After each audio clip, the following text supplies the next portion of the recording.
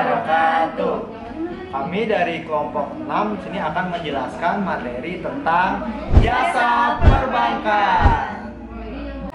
Perkenalkan, saya Nazila Salzia Fadila dan partner Saya Raif Naufal. Saya Sini Kaula Zahra. dan saya Saskia Diana Sumawati.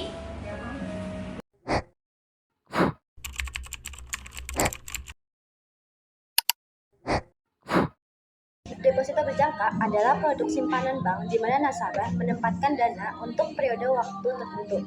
Misalnya di 1, 3, 6, 12 dan tidak bisa ditarik sebelum jatuh tempo. Dengan imbalan suku bunga yang lebih tinggi, tabungan biasa dan pencairan sebelum jatuh tempo akan dikenakan penalti. Bunga tetap suku bunga disepakati di awal dan di akhir dan tidak bisa dirubah. Deposito on call. Deposito on call itu simpanan berjangka pendek di bank yang dananya bisa ditarik sewaktu-waktu dengan pemberitahuan sebelumnya, biasanya di 1 hari, menawarkan suku bunga lebih tinggi dan giro yang cocok untuk mengelola likuiditas dengan aman karena dijamin LPS. Namun, umumnya ditujukan untuk nasabah, korporasi, atau individu dengan dana besar dengan syarat setoran awal tinggi.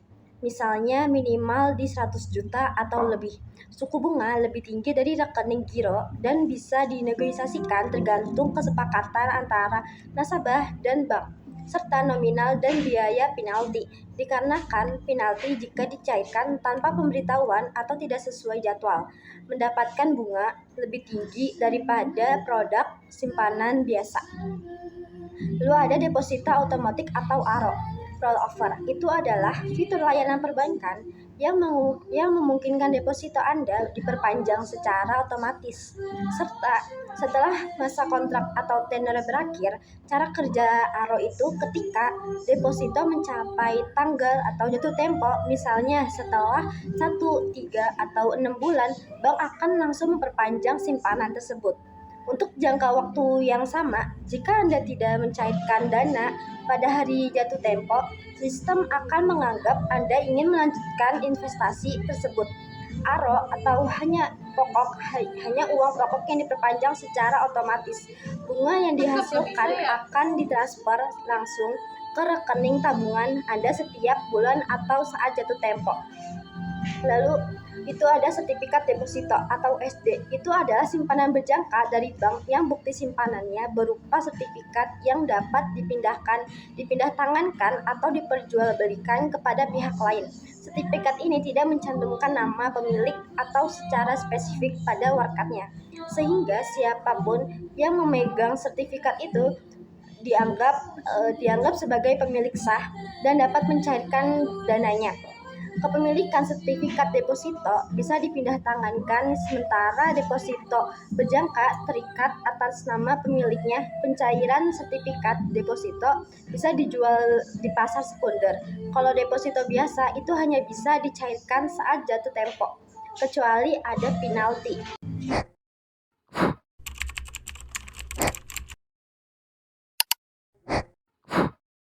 Travel check adalah alat pembayaran yang berbentuk cek yang diterbitkan oleh bank atau lembaga keuangan tertentu dan digunakan sebagai pengganti uang tunai bagi seseorang yang melakukan perjalanan, terutama perjalanan luar negeri, yang bertujuan untuk memberikan keamanan, kemudahan, dan kenyamanan kepada para wisatawan atau pelancong internasional dalam membawa dana selama bepergian.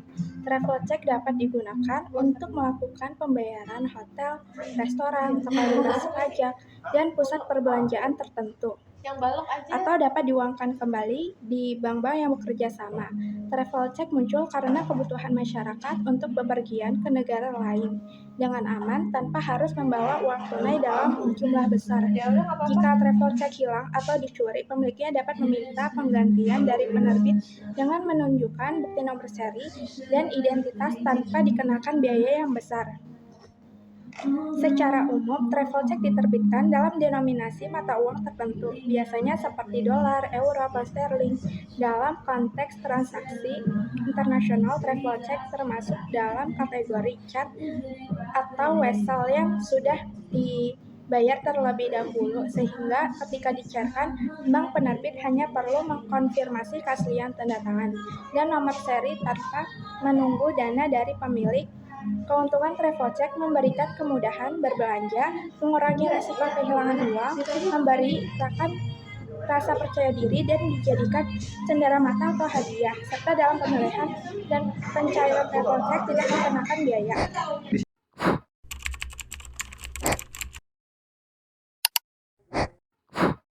Di sini saya akan menyampaikan materi mengenai Sistem Pusat Informasi Pasar Uang atau PIPU, serta instrumen atau elemen-elemen yang digunakan dalam pasar uang. Kedua topik ini sangat penting karena berhubungan langsung dengan likuiditas, stabilitas, dan kegiatan transaksi antar bank. PIPU atau Pusat Informasi Pasar Uang adalah sebuah sistem otomasi yang menyediakan informasi pasar uang secara real time, tepat, akurat, dan komprehensif. Fungsi dari sistem pusat informasi pasar uang adalah memberikan transparansi informasi terkait suku bunga, kurs, dan transaksi antar bank, menjadi acuan bagi bank dan pelaku pasar uang dalam mengambil keputusan, investasi, dan pembiayaan, memperkuat stabilitas sistem keuangan melalui penyediaan data pasar uang yang terkini. Sistem ini digunakan oleh Bank Indonesia, bank pemerintah, lembaga keuangan, atau nasabah PIPU. Tujuan utama PIPU adalah untuk mendukung transparansi, mempermudah akses terhadap data pasar uang, dan membantu pelaku pasar mengambil keputusan yang lebih baik. Selanjutnya adalah beberapa informasi penting yang disediakan oleh PIPU, antara lain Jakarta Interbank Offered Rate, transaksi pasar uang antar bank, kurs rupiah terhadap dolar US, dan deposito berjangka dan sertifikat deposito Bank Indonesia. PIPU berperan penting untuk memberikan transparansi terkait suku bunga dan kurs, menjadi acuan pengambilan keputusan, investasi, dan pembiayaan, memperkuat stabilitas sistem keuangan melalui ketersediaan data pasar uang yang terbaru. Setelah tahu bahwa PIPU menyediakan informasi, pertanyaannya adalah informasi tentang apa? Nah, untuk menjawab itu, kita akan masuk ke dalam bagian kedua, yaitu instrumen pasar uang. Instrumen pasar uang adalah surat berharga atau produk keuangan berjangka pendek, biasanya kurang dari 1 tahun, yang diperdagangkan di pasar uang untuk memenuhi kebutuhan likuiditas. Contohnya adalah interbank call money, adalah suatu fasilitas dana dalam jangka pendek yang dibutuhkan oleh bank untuk memenuhi kewajibannya pada pihak ketiga dengan jalan menghubungi via telepon bank yang kelebihan dana. Transaksi ini dilakukan melalui panggilan telepon kepada bank yang memiliki kelebihan dana. Instrumen ini sangat penting untuk menjaga likuiditas harian bank. Selanjutnya ada sertifikat deposito antar bank, yaitu surat berharga jangka pendek yang diterbitkan bank untuk diperjualbelikan antar bank, bukan kepada masyarakat. Ciri utama dari sertifikat deposito antar bank adalah memiliki waktu tetap, umumnya 1-12 bulan, non-negotiable ke masyarakat, tapi bisa dipindah tangankan antar bank, memiliki bunga tetap, dan bisa dicairkan sebelum jatuh tempo oleh pemilik baru, dan digunakan dalam pasar uang antar bank. Tujuan penggunaan sertifikat antar bank yaitu untuk menjaga likuiditas antar bank, menjadi alternatif investasi jangka pendek antar lembaga keuangan, dan juga sebagai pendukung pengelolaan dana cadangan antar bank. Ketika ada sertifikat Bank Indonesia, merupakan surat pengakuan utang jangka pendek yang diterbitkan oleh Bank Indonesia untuk mengatur jumlah uang yang beredar. Umumnya berjangka 1-3 bulan dengan penggunaan sistem bunga tetap untuk imbalannya. SBI biasanya digunakan Bank Indonesia untuk mengontrol kestabilan nilai rupiah Cakep tahu. melalui penjualan Jangan SBI. pakai amit enggak. Maka Bank Indonesia bisa mencatat kelebihan uang primer yang beredar. Surat berharga pasar uang merupakan instrumen yang digunakan Bank Umum untuk memperoleh dana jangka pendek dari Bank Indonesia.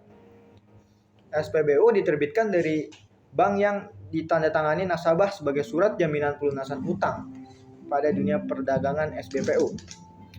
Umumnya melibatkan bank komersial dengan Bank Indonesia atau lembaga keuangan lainnya dengan menerapkan sistem fixed rate. Lainnya ada interbank deposit on call, adalah penempatan dana antar bank di mana dana tersebut dapat ditarik kapan saja oleh pihak yang menempatkan dengan pemberitahuan terlebih dahulu, biasanya 1 sampai dengan 7 hari sebelumnya. Ciri-ciri interbank deposit on call adalah sebagai berikut. Tidak memiliki jatuh tempo tetap, fleksibel, dan berdasarkan notice periode. Kedua, umumnya memiliki suku bunga lebih rendah dari deposito berjangka.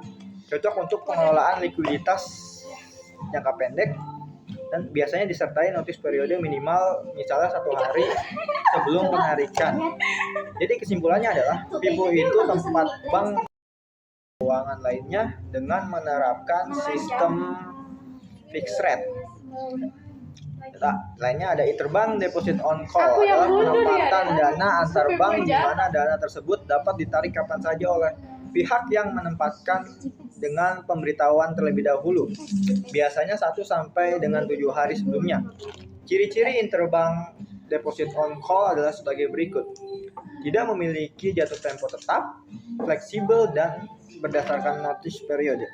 Kedua, umumnya memiliki suku bunga lebih rendah dari deposito berjangka. Cocok untuk pengelolaan likuiditas jangka pendek dan biasanya disertai notice periode minimal misalnya 1 hari sebelum penarikan. Jadi kesimpulannya adalah PIPU itu tempat bank melihat info penting biar bisa diambil keputusan yang tepat, sedangkan instrumen pasar uang adalah alat-alat yang dipakai bank buat jaga likuiditas antar bank. Biar bank ini nggak kekurangan dana, biar ekonomi tetap jalan, bank harus saling bantu dan tukar instrumen ini setiap hari. Jadi semua transaksi bisa lebih lancar dan stabil.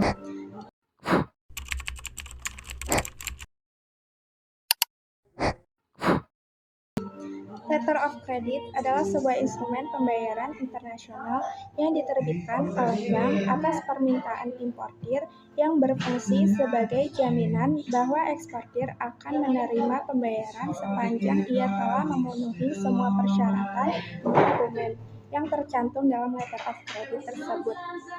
Dalam perdagangan internasional, risiko gagal bayar, perbedaan hukum antar negara, perbedaan bahasa, hingga jarak yang jauh membuat sistem pembayaran jasa menjadi tidak aman. Karena itu, letter of credit hadir sebagai pengamat transaksi di mana bank menjadi pihak bank yang menjembatani kepercayaan antara penjual dan pembeli. Dalam konsep letter of credit, bank tidak menilai kondisi fisik barang, melainkan mencapai kesesuaian dokumen. Karena itu, letter of credit disebut sebagai documentary credit, artinya pembayaran hanya berdasarkan dokumen, bukan barangnya. Letter of credit memiliki 2 prinsip utama. Yang pertama ada independency principle, yaitu bahwa letter of credit berdiri sendiri dan terpisah dari kontrak jual beli antara eksportir dan importir. Artinya walaupun terjadi sengketa mengenai kualitas barang, bank tetap wajib membayar selama dokumen yang diserahkan eksportir sesuai. Yang kedua, strict compliance, yaitu dokumen harus sesuai sepenuhnya dengan syarat letter of credit tanpa ada kesalahan sekecil apapun, seperti perbedaan 1 huruf pada nama perusahaan, perbedaan tanggal, atau perbedaan jumlah barang bisa menyebabkan bank menolak dokumen dan menunda pembayaran. Dokumen yang diminta dalam letter of credit biasanya mencakup commercial invoice, packing list, bill of lading atau RML, bill, certificate of origin, inspection certificate, dokumen kesehatan, dan karantina. Dalam praktik global, dasar hukum utama letter of credit adalah UCP 600 yang diterbitkan oleh ICC. Aturan ini digunakan oleh hampir semua bank di dunia dalam memproses letter of credit. Selain itu ada ISBP 749 yang berisi standar detail cara memeriksa dokumen serta URL 725 yang mengatur mekanisme reimburse antar bank. Dalam konteks di Indonesia, tidak ada UU khusus yang mengatur letter of credit, tetapi praktiknya mengikuti ISP 600. Ketentuan Bank Indonesia yaitu OJK mengenai travel line, serta ketentuan umum perjanjian dalam Kitab Undang-Undang Hukum Perdata.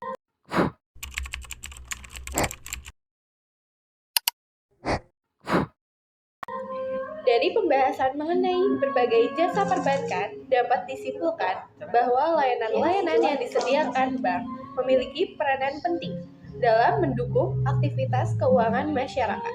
Setiap produk memiliki fungsi yang berbeda, namun semuanya bertujuan untuk memberikan kemudahan, keamanan, dan efisiensi dalam bertransaksi. Deposito berjangka menjadi pilihan bagi nasabah yang ingin menyimpan uang dengan aman serta memperoleh bunga yang lebih tinggi. Travel check memberikan kemudahan dan keamanan bagi orang yang bepergian, terutama karena bisa diganti jika hilang. Sementara di Pipu membantu menyediakan informasi pasar uang secara cepat dan akurat sehingga mempermudah bank maupun pelaku pasar dalam mengambil keputusan yang tepat. Berbagai sistem pasar uang seperti SBI, SPBU, call money, dan sertifikat deposito antar bank berfungsi menjaga likuiditas dan stabilitas sistem keuangan. Di sisi lain, letter of credit sangat penting dalam perdagangan internasional, jaminan pembayaran bagi eksportir dan kepastian barang bagi importir.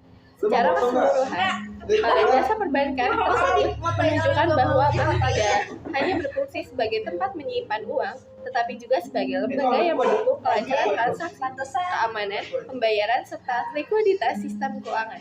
Dengan memahami layanan-layanan tersebut, masyarakat dapat memanfaatkan secara lebih optimal dengan kebutuhan mereka. Baik, mungkin itu saja yang bisa kami sampaikan. Kurang lebihnya mohon maaf. Wassalamualaikum warahmatullahi wabarakatuh.